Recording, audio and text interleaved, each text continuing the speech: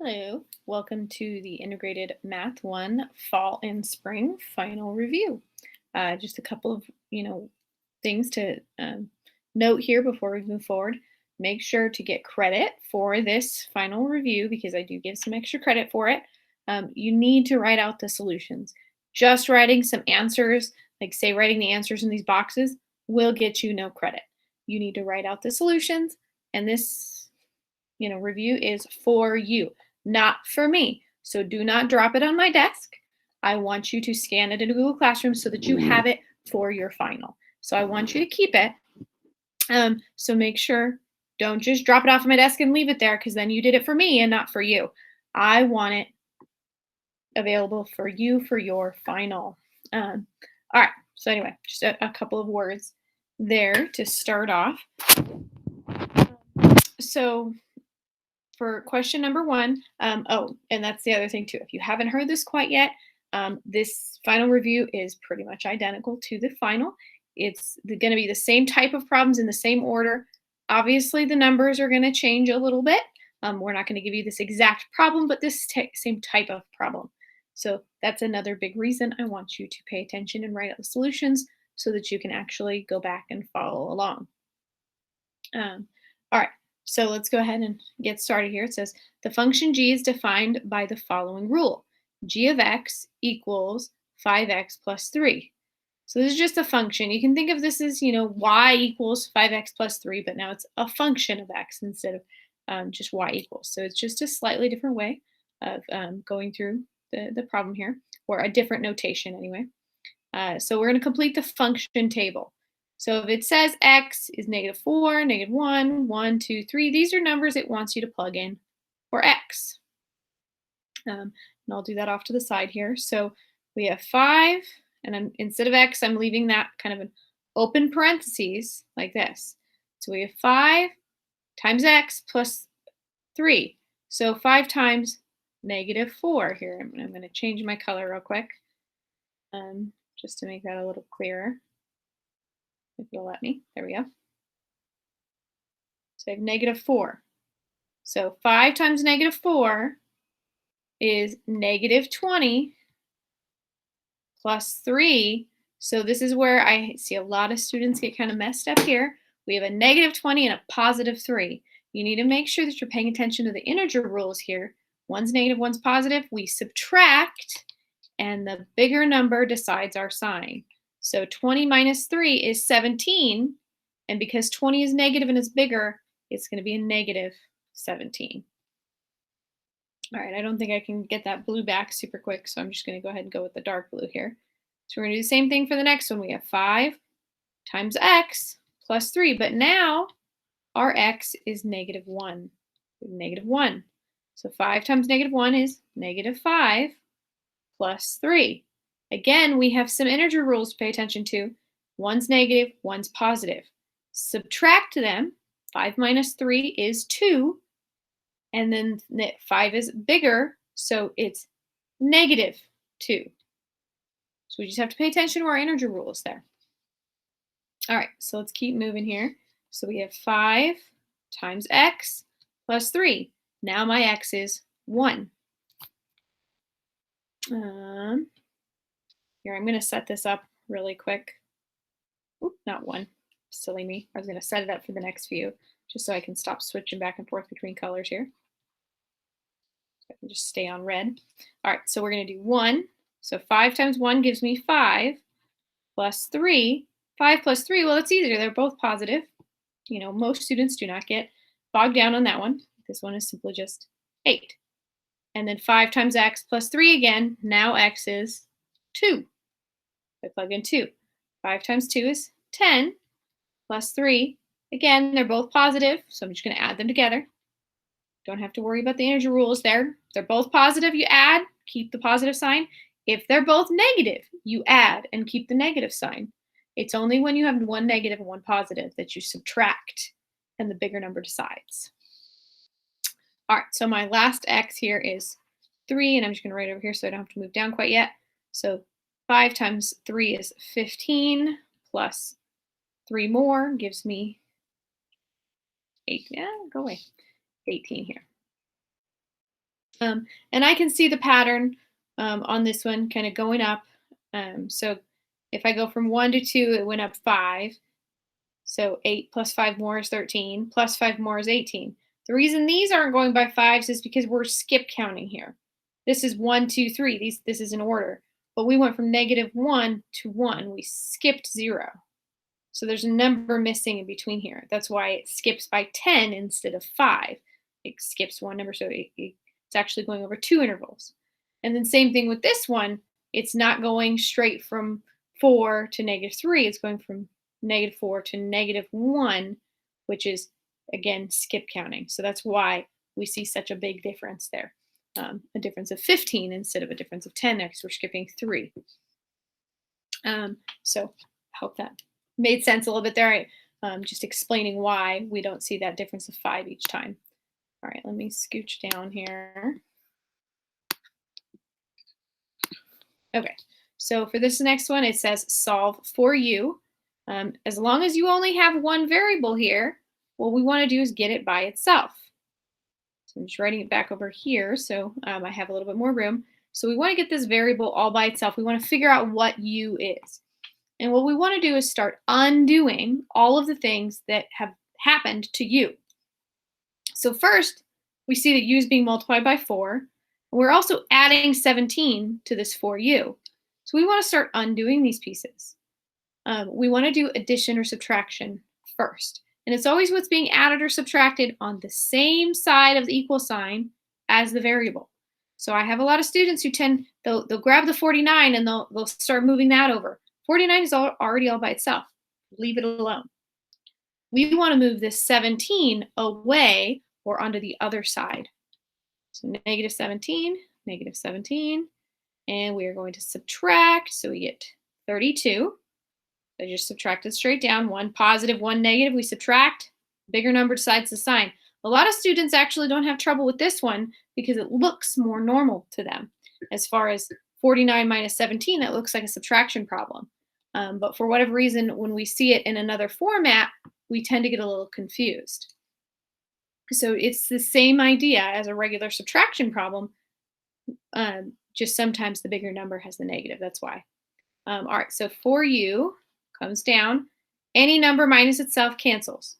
So this is the same as the integer rules. I have a positive 17, I have a negative 17. I'm going to subtract them, which gives me 0. Doesn't matter if it's positive or negative, it's 0. So neither one is bigger than the other, so it's not really positive or negative. It's just nothing. All right, so to undo the multiplication that's happening with the u here, we are going to divide. So again, we undid the addition by subtracting on both sides of the equal sign. We're going to undo the multiplication by dividing on both sides of the equal sign. All right, so 42 divided by 4 is 8 equals, and then any number divided by itself becomes 1, not 0. Any number minus itself is 0. Any number divided by itself is 1. So u has to equal 8 in order to make this equation true. All right, so same thing, it says solve for x. So we have 3 times 2x plus 8. So we have these parentheses we're going to need to deal with, equals 60. So this is where we have to deal with PEMDAS a little bit, because we have parentheses. So parentheses, exponents, multiplication, division, addition, subtraction. Well, we have to deal with this parentheses here. We want to get rid of these, and we want to simplify. So we're going to distribute this 3, which means you're going to multiply everything inside of the parentheses by 3. That's exactly what that means. So I'm going to go 3 times 2, and that gets me 6. Don't forget to put the x with it. There's an x here. It kind of follows that number around. So 3 times 2 is 6, but it's 2x. So we bring the x with it. Plus 3 times 8, and that gets me 24. Equals 60. We do not multiply the 60 by the 3. It's not inside the parentheses. It's on the other side of the equal sign. All right, so now this looks just like this guy did. Very similar to this. We're now going to solve for this x, and we want to start moving everything away from it. We want to undo everything that's being done. So we have plus 24 on the same side with the x. So we're going to subtract 24 from both sides of the equal sign. and 6x will come down. Anything minus itself cancels. And then we are going to subtract here, and that's going to get us 36. Again, I just subtracted 24 from 60, and this again looks a little bit more like a regular subtraction problem. 60 minus 24 is 36. And then same thing we did up here. To undo the multiplication, we use division. Okay? Anything divided by itself becomes 1. It cancels. X equals, and we just do our division. 36 divided by 6 is 6. All right, so let's go ahead and go to the next page here. Let's scooch up here. Okay, so number 4 is dealing with absolute value. That's what these symbols mean. They are absolute value lines. Remember, what an absolute value means is that it's a distance away from a midpoint. It's kind of the easiest way to determine that. So distance can go right or left on a number line. That's how we view that. So when we look at an absolute value, we have two cases. Case 1, which is positive, and case 2, sorry, forgot to put the 1, 2, which is negative. So first of all, this needs to be positive to start with. It has to. If it starts with a negative, there's no solution. We just stop right away and say no solution. So the first case should always be positive. And what I mean by that is we're just going to rewrite this without the absolute value signs, and this side needs to be positive. So it's 6 units away. And then the negative one, so case number 2, we're going to write the same equation like this, but now it's going to equal negative 6. So we have to solve both equations. It gives us the absolute, it can be the high and the low for the value. All right, so we're going to go through and solve this just like we did the last two. We're going to get W all by itself, so we're going to add 2 to both sides because that's the opposite of subtraction. 4W comes down, 2 minus 2 cancels. Doesn't matter that it's negative 2 plus 2. One's positive, one's negative. I subtract and get 0. They cancel. And then 6 plus 2 gives me 8. And I divide by 4 to undo that multiplication. Anything divided by itself becomes 1. W equals 2. All right. We're going to do the same thing on this one. And in fact, it's going to be the same steps because we have this side is the same. So we had to add 2. We're going to add 2 on this one as well. It's going to react a little differently because now it's a negative 6 over here. Negative 2 minus 2, they still cancel. Still subtract and get 0. But now it's negative 6 plus 2, so be careful. Pay attention to this. Negative, positive, I'm going to subtract. The bigger number decides my sign, so it's negative 4. And then I'm going to divide by 4 on both sides here. Anything divided by itself becomes 1. And then negative 4 divided by 4 becomes negative 1. We want to make sure we reduce that. Don't leave it negative 4 over 4 or 8 over 4. We actually want to reduce that as best we can. All right, number 5, we want to graph the line. So y equals negative 3/4 x plus 1.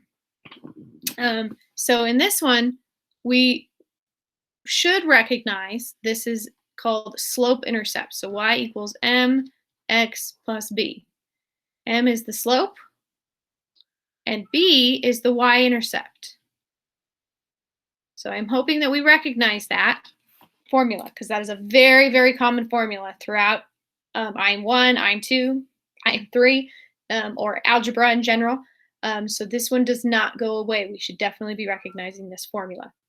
So y equals mx plus b. So my m is negative 3/4. That's my slope. My y-intercept is 1. Your y-intercept is also your starting point. So from the center, I'm going to either go up or down to that number. If it's positive, I go up. If it was a negative number, I'd go down. So I literally just take that, whatever number is being added or subtracted, and that's what I go up or down to, and I put a dot. From that point, I'm going to use my slope. So it's negative 3/4. You can give the negative to the 3, or you can give the negative to the 4. So I can choose which one I would like to be negative. They can't both be negative. Only one of them can be negative. So in this case, I'm just going to go ahead and give it to the 3 here, and I'm going to go 1, 2, 3. So I went down 3, negative 3. And then 4 is not negative, it's positive. Remember, only one of them gets to be negative. 1, 2, 3, 4, positive. And I put a dot there. And then because I'm not the greatest at drawing lines, I'm going to use my line tool here. Boop, and draw a line. So when you're doing this on Alex, there's definitely that line tool off to the side where you can do that. But doing this on paper, you can use a ruler, something along those lines. All right. Let's scooch up here. Number 6. The first 3 terms of an arithmetic sequence are as follows. 6, 2, negative 2. Find the next 2 terms of the sequence. So arithmetic, they're giving you a big clue by telling you it's an arithmetic sequence. So we know that there's going to be a common difference. It's going to change by a certain amount each time, either being added or subtracted. And I know it's addition or subtraction because of the word arithmetic. So if it said geometric sequence, that's multiplying by the same number or dividing by the same number. But since it says arithmetic, I know that means I'm adding or subtracting the same number. So we just need to figure out what that number is. So to get from 6 to 2, I'm going to subtract 4. To get from 2 to negative 2, I'm going to subtract 4 again. So negative 4 is my common difference. It's what it's changing by each time. So for the next piece here, or my next term, I'll put a comma there. I'm going to go negative 2 minus 4. So they're both negatives. I'm going to add and keep the negative sign. And then do the same thing again. So I'm going to go from negative 6. I'm going to take 4 more away. Negative 6 minus 4, add, and keep the negative sign. Remember those rules of integers. It's very important to understand those. So the next 2 terms are negative 6 and negative 10. All right, this says find the slope and the y-intercept of the line. So again, going back to that very common formula for slope-intercept, this is the fastest way to find both of those things that it's asking us for. So we want to put it in this form here. Sorry, readjust in here. So we want to make this equation equal y. That'll be the fastest way to do that. So we're going to go 7x minus 2y equals negative 4. So we want to get y all by itself. So I'm going to start moving things from the left side over to the right side. I'm not solving anything yet. I'm just kind of manipulating it. I'm moving things.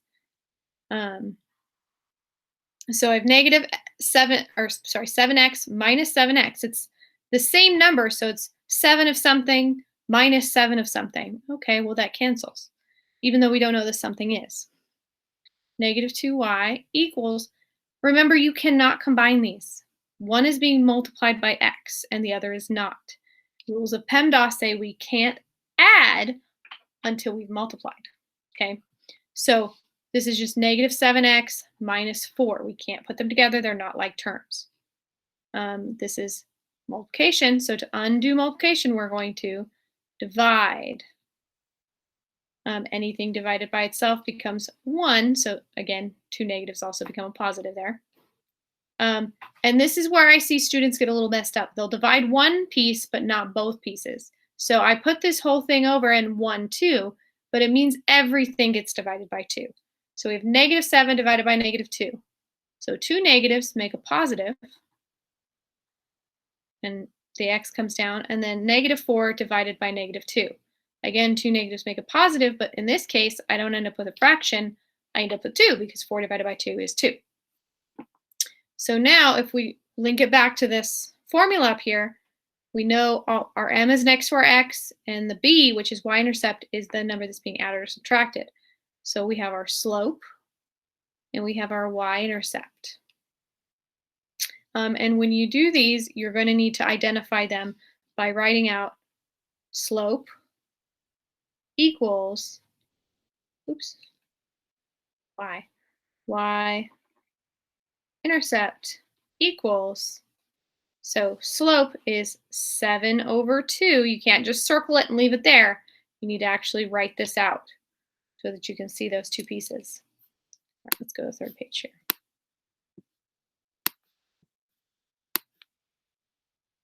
All right, still.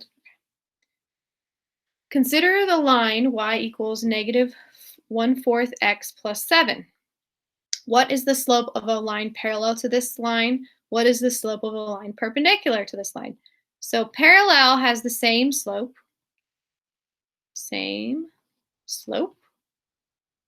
and perpendicular has a negative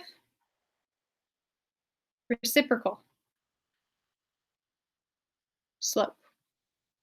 That doesn't necessarily mean it's going to be negative. What it means is it's going to flip. So if it is negative, it's going to flip to positive. If it is positive, it's going to flip to negative. That's all that means. Reciprocal means it's going to flip up, flip over. So if it's fraction, you just flip it upside down. If it's a regular number, like for instance, I'm going to just grab any number here. So if for whatever reason you saw that your slope was 2, keep in mind this is not for the problem. I'm just giving you an example. Well, remember it's over 1, so reciprocal would mean flip it over, it'd become 1/2. And because it's negative, it would become negative 1/2. So one slope would be 2 and the other would be negative 1/2. Just keep that in mind. Everything has a 1 under it if it's not already a fraction. So in this case, we are given a fraction, all right? So our slope is negative 1/4. Remember, parallel means it has the same slope, so I already know what that slope is going to be. It's going to be negative 1/4. Perpendicular means flip it over, reciprocal, and flip the sign. So it's going to be positive 4/1, which really is just 4. We don't need to put 4/1. All right, so the next one here says solve the inequality for x. So we solve inequalities, and I'm going to put this over here just so I have a little bit more room. So we solve inequalities the same way we solve equations, with a couple little rules. So you still start solving it the same way that you would an equation. So if it was an equal sign, you want to get x by itself here. So I'm going to do the opposite for addition or subtraction first. And so this would be negative 27. Is that what it is? Oh, 25. I'm losing my mind here. And then we bring 5x down. Anything minus itself cancels. And then we would do this division part here just like with an equation. This is where we can get a little different though. I'm dividing by a positive, so that's not going to change anything.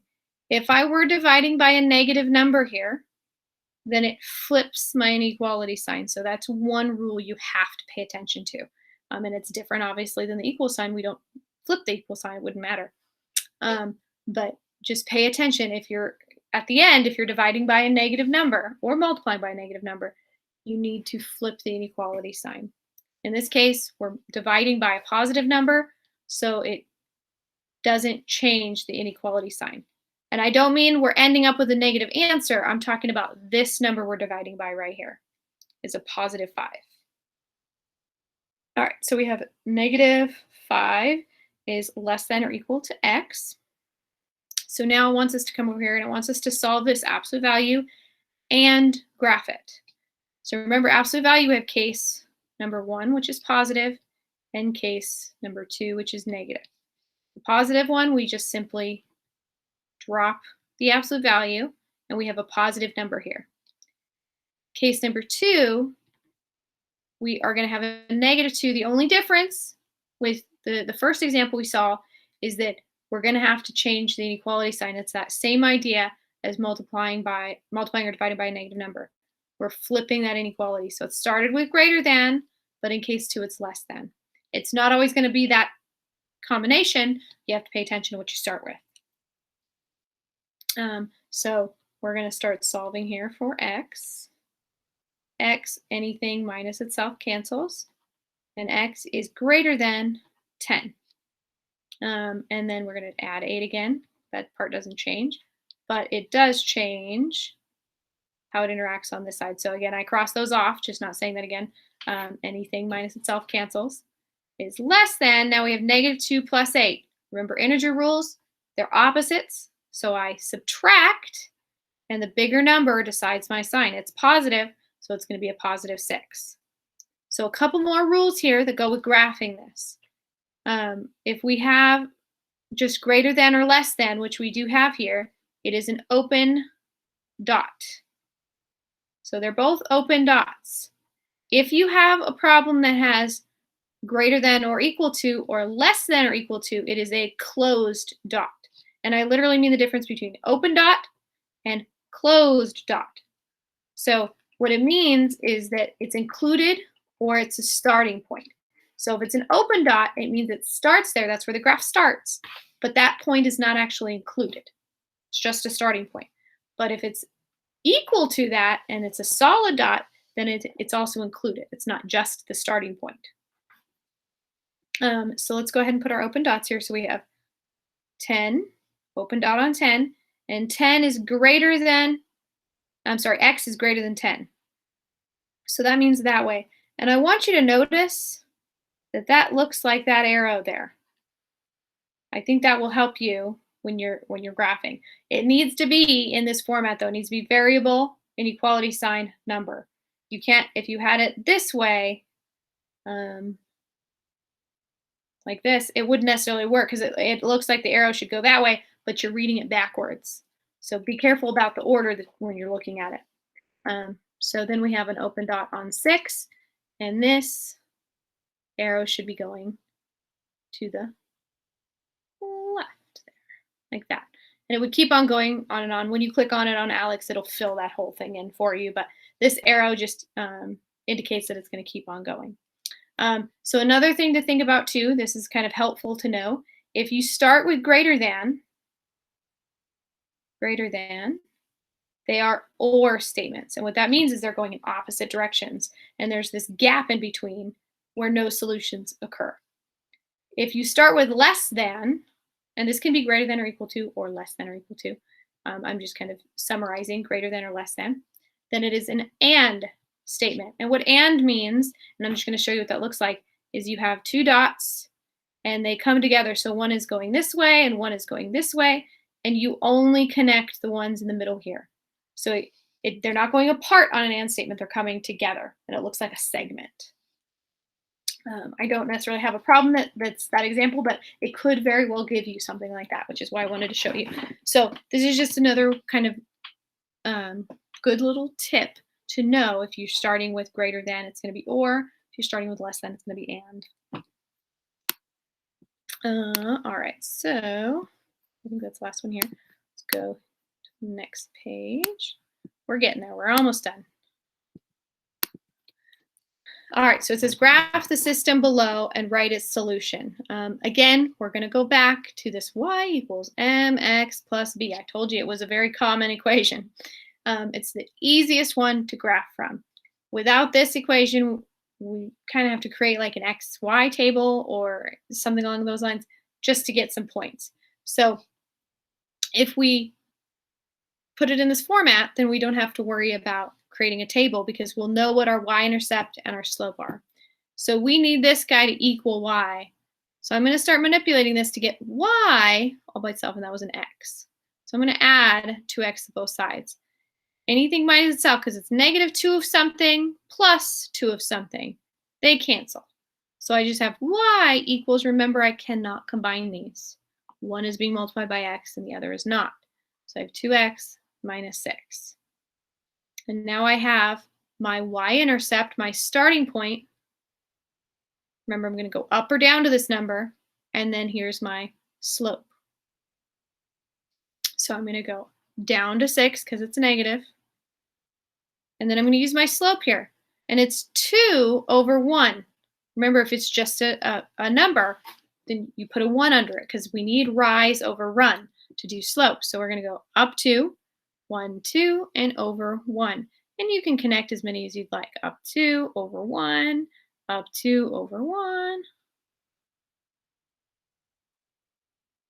Trying to connect a few so I can kind of see where would it end. Up 2 over 1, up 2 over 1, up 2.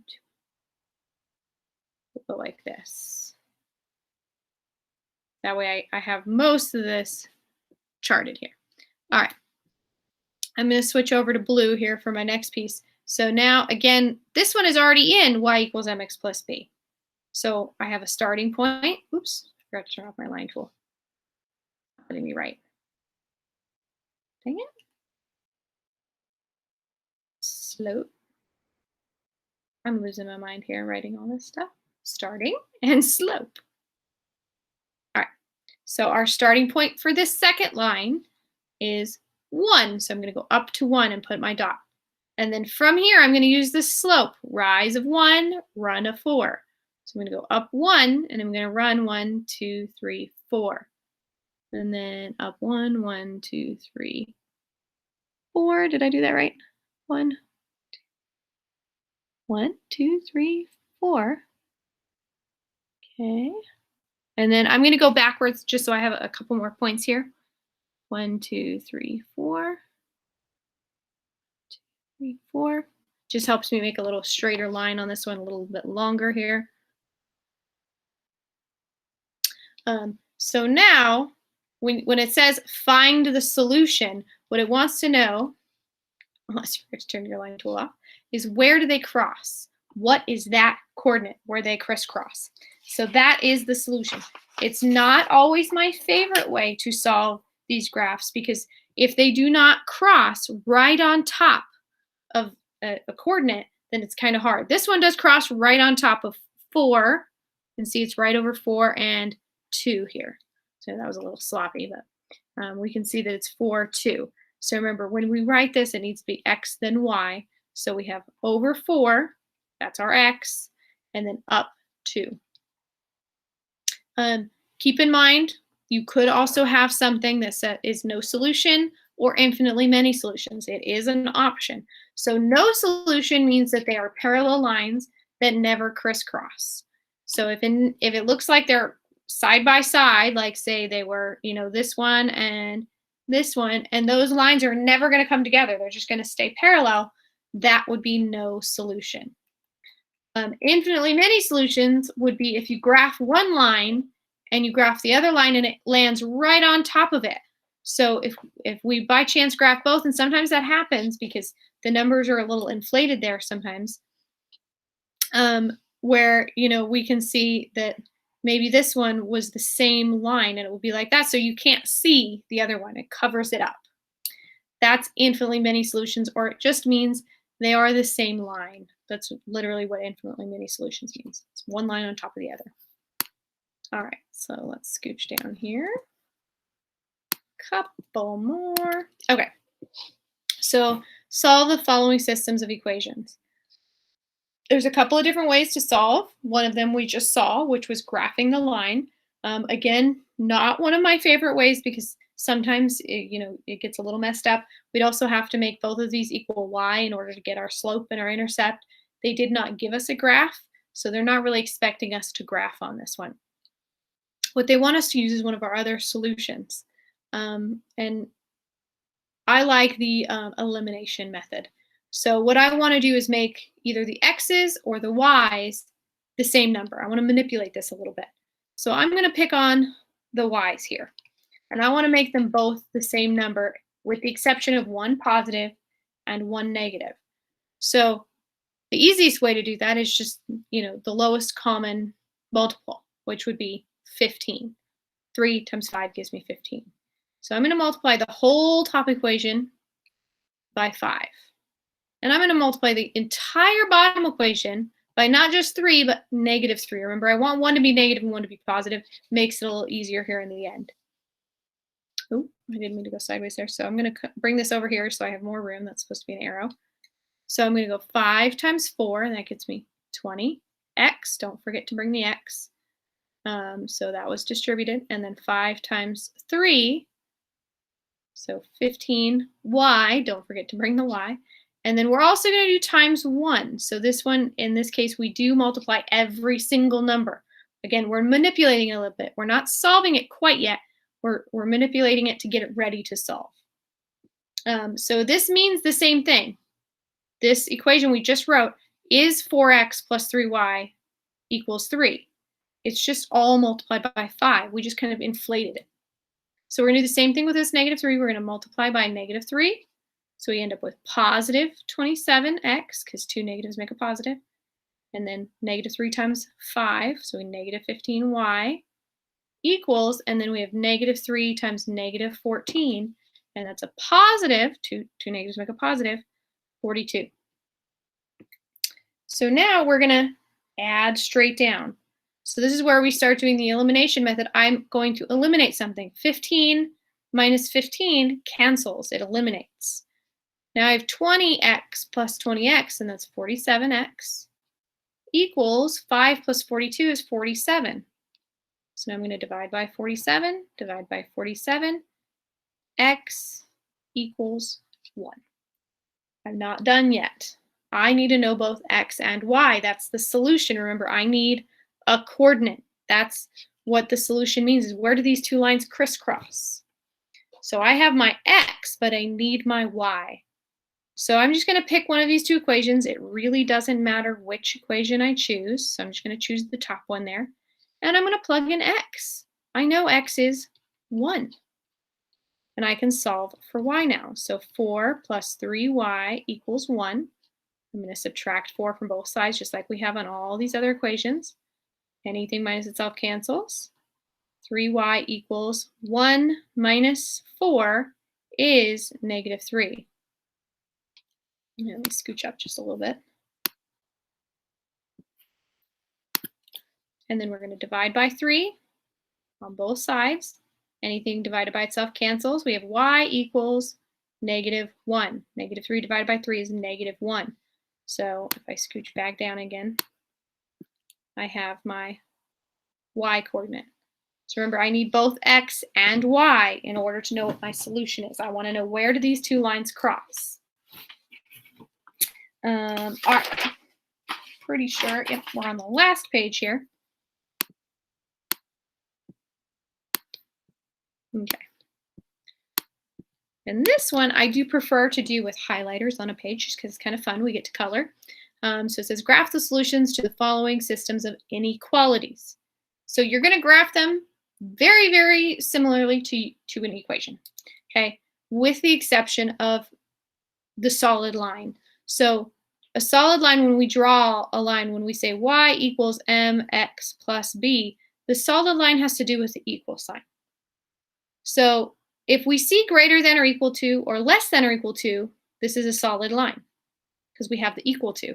If there is no equal to, so it's just less than or just greater than, it is a dashed line. And again, it's a lot like that open dot, closed dot idea. It has to do with a starting point, or is it included? So if it's a dashed line, it's not included. If it's a solid line, it is included. But we start off the same way. We have y equals mx plus b. We use the same idea. So we have our b, which is our starting point. So for this first one, and I'll do this first one in red, we have 5. 1, 2, 3, 4, 5. And I'm going to put a dot there. And then our slope is 2. Remember, that's 2 over 1. So I'm going to go up 2, 1, 2, and I'm going to go over 1. 1, 2, over 1, 2. And I'm going to connect this. Draw it nice and big here. The only problem with the system is it doesn't actually let me. Oops. Going for that. That's silly. I want to let me see my eraser.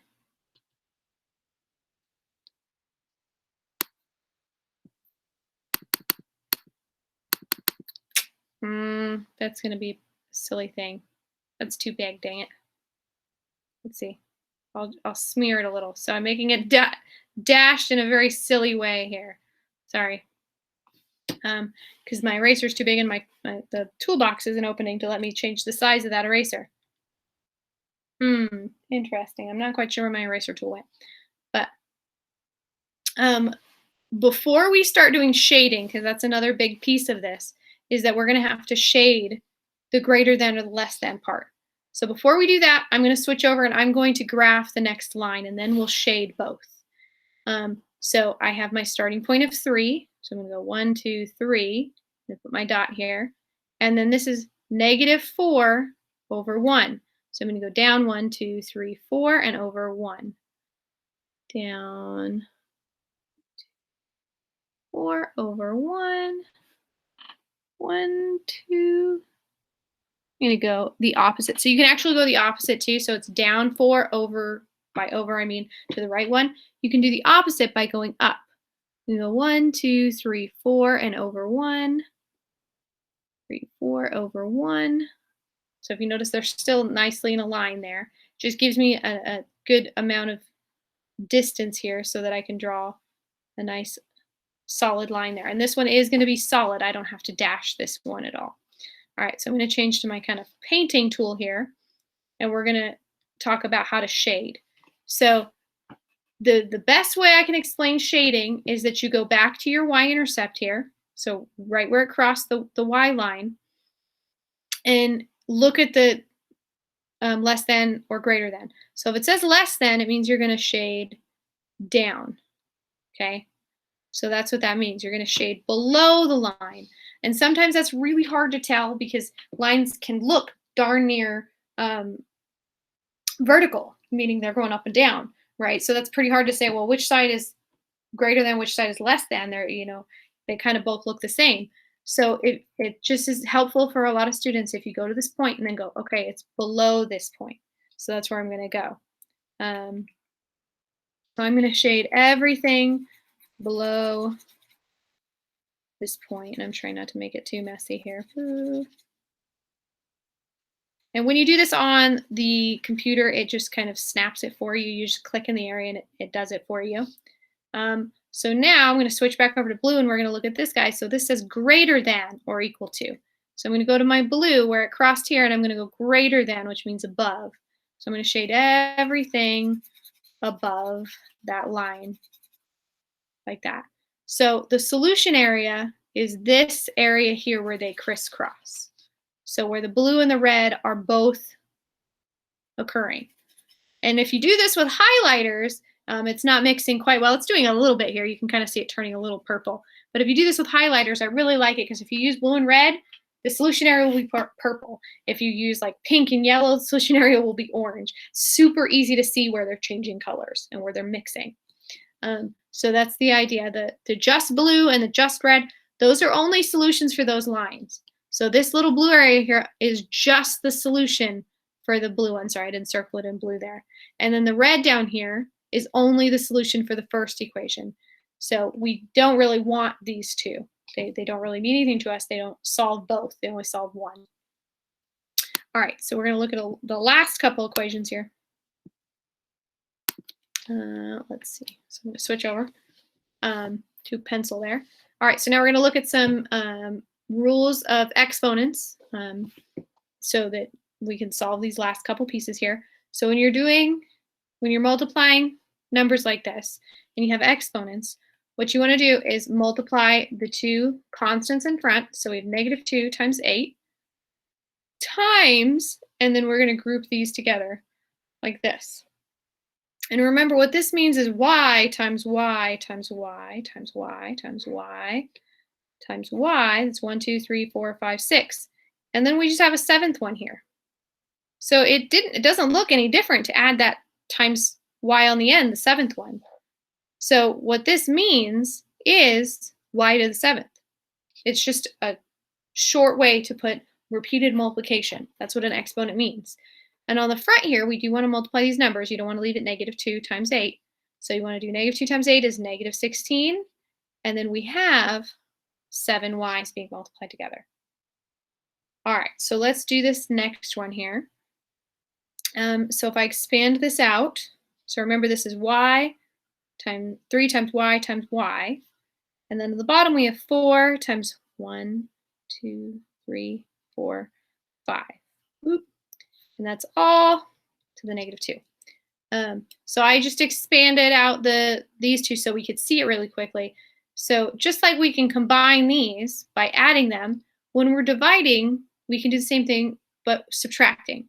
So we can take 1 and 1, they cancel. Another one cancels. So we're left with 3 on the top and 4 y to the third on the bottom. And that's to the -2. So now we want to distribute this -2 to both top and bottom.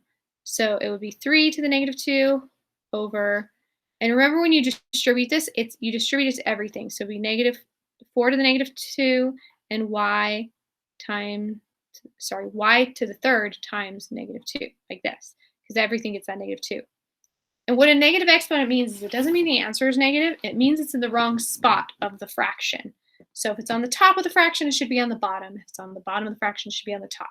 It's literally just an indicator that it's in the wrong spot. So I'm going to move this down so I have a little more room to write here. So I want to basically flip-flop these. I want to take 3 to the -2 and I want to put it on the bottom of the fraction, and then 2 becomes positive because it's in the right spot now. Same thing with these guys up top. I have 4. Now it's a +2. And y, 3 times +2. So it's just telling you it's in the wrong spot. You just need to move them over.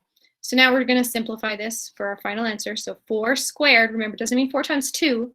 It means 4 times itself 2 times. So 4 times 4 is 16. And then y to the third power times 2. So that's y to the 6th power, because 3 times 2 is 6. Over 3 squared again. It's not 3 times 2. It's 3 times itself 2 times. So 3 times 3 is 9.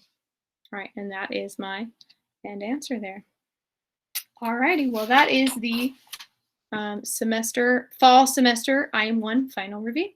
I hope that helped, and I will see you next semester.